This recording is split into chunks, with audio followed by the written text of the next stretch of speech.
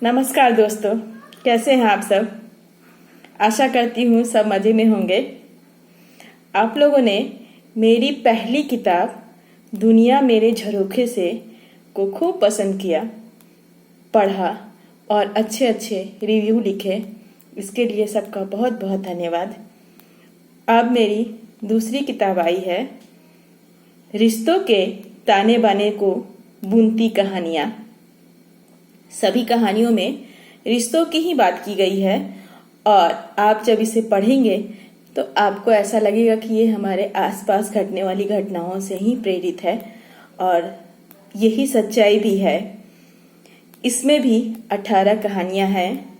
इसका नाम ही है अनमोल रिश्ते, यानी हमारे आसपास जो रिश्ते हैं बड़े अनमोल होते हैं, हमें उन्हें संजो कर रखना होता है।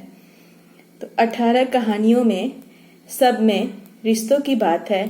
किसी में पिता पुत्र के, माँ के साथ और पति पत्नी के, बहुत सारे रिश्तों के अलग अलग रंग आपको दिखेंगे, अलग अलग आयाम दिखेंगे जिनको पिरोती है ये कहानियाँ।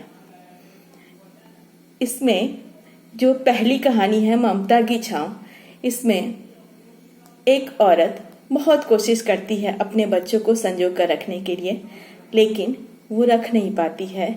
बच्चे आजकल बाहरी दुनिया की चकाचौंध से प्रेरित होकर उसे छोड़कर चले जाते हैं। दूसरी कहानी छिपी प्रतिभा। हम पेरेंट्स क्या करते हैं कि अपने दो बच्चों की तुलना करते हैं, जिससे उनमें आपस में ही एक दूसरे से नफरत हो जाती है और कहीं ना कहीं जो उनके अंदर एक दूसरे को नीचा दिखाने की भी भावना आ जाती है, हीन भावना से ग्रसित हो जाते हैं और इसके जिम्मेदार हम पेरेंट्स ही होते हैं। तो हमें कभी भी हमारे घर में जितने बच्चे हैं सब में अलग अलग प्रतिभा होती है, हमें कभी भी कंपेयर नहीं करना चाहिए। तो यही कहती है हमारी दूसरी कहानी। बहुत सारी कहानियां हैं। एक कहानी मैं टीचर हूँ तो मुझे बच्चे आके बहुत सारी अपनी कहानियां बताते हैं। तो उसमें से एक कहानी स्वार्थी माँ, ये एक सच्ची घटना है। एक मेरी स्टूडेंट मुझसे आके बात की थी और उसी को मैंने कहानी का रूप दिया है। तो आजकल की माँ भी कितनी स्वार्थी हो जाती है, इसलिए मैंने टाइटल स्वार्थी माँ रखा है।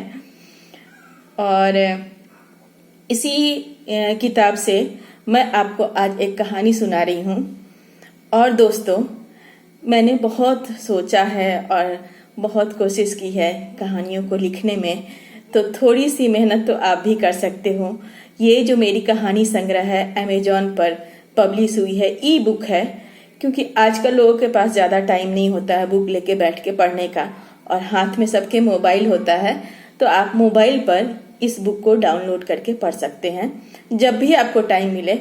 और रिव्यू लिखने में तो दोस्तों 2 मिनट लगता है, आप पढ़ लोगे तो आप खुद ब खुद रिव्यू लिखोगे, क्योंकि मैं ऐसा सोचती हूँ कि आप पढ़ने के बाद इसे छोड़ नहीं सकते हो, ऐसा मैं सोचती हूँ।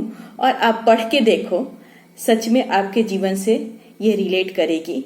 और बहुत हल्की फुल्की भाषा है, सरल भाषा है, बहुत साहित्यिक भाषा नहीं है, इसलिए आप लोगों को बहुत इजी होगा पढ़ने में भी। जो हिंदी भाषी नहीं है उनके भी समझ में अच्छी तरह से आएगा। तो एक रिव्यू तो बनता है, लिखिए और पढ़िए। इसी में से, इसी बुक की कहानियों में से मैं एक कहानी आज आपको सुना रही हूँ। टाइटल है पापा का शॉल।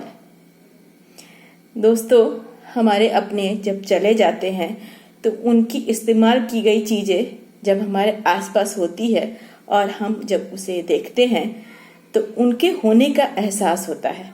उन चीज़ों के साथ हम उनकी यादों को संजोते तो हैं ही और उनके आसपास होने का एहसास होने लगता है।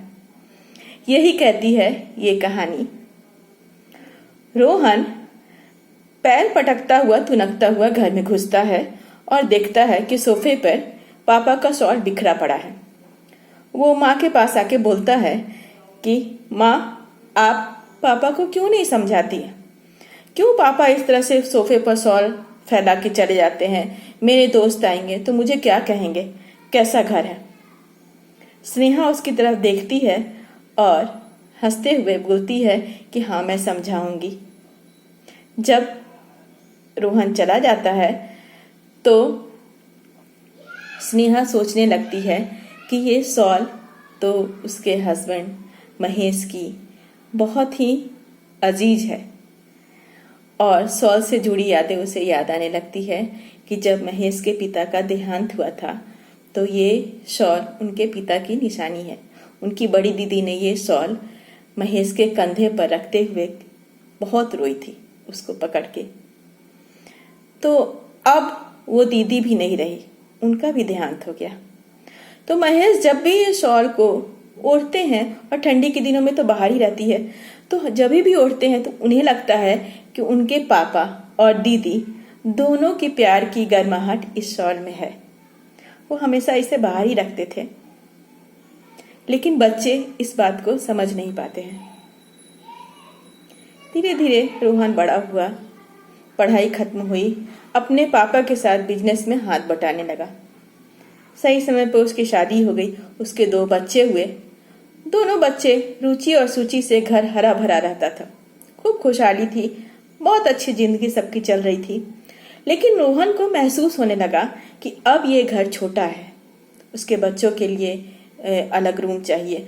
तो उसने एक बड़ा घर देखा, और एक दिन आके बड़ा घर देखा और ले भी लिया। फिर अपने मम्मी पापा को आके बोलता है कि आप लोग नए घर में चलने की तैयारी कर लीजिए, और यहाँ के जितने सामान हैं इसी घर में छोड़ दीजिए, वो मैं किसी ज़रूरतमंद को दे दूंगा। वहाँ नए घर में सब नए सामान होंगे, आपके नए कपड़े भी होंगे, सब कुछ जितनी भी ज़रूरत की चीज़ है, फर्नीचर वगैरह नया ही होगा। उन लोग खुश होकर तैयारी करने लगते हैं। स्नेहा जैसे ही अलमीरा खोलती है तो जो थोड़ी बहुत ज़रूरत की कपड़े थे जो ले जाना था वो निकालने लगती है। तभी देख उसकी नज़र शॉल पर जाती है, और वो शॉल भी निकाल लेती है। पास में ही महेश खड़ा होता है, वो देखते रहता है।